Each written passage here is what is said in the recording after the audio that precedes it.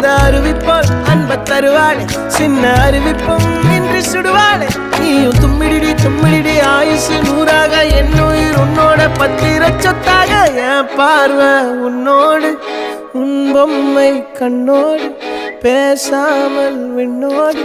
நாம் மிதந்து போவோம் காதாரா அடியாளோ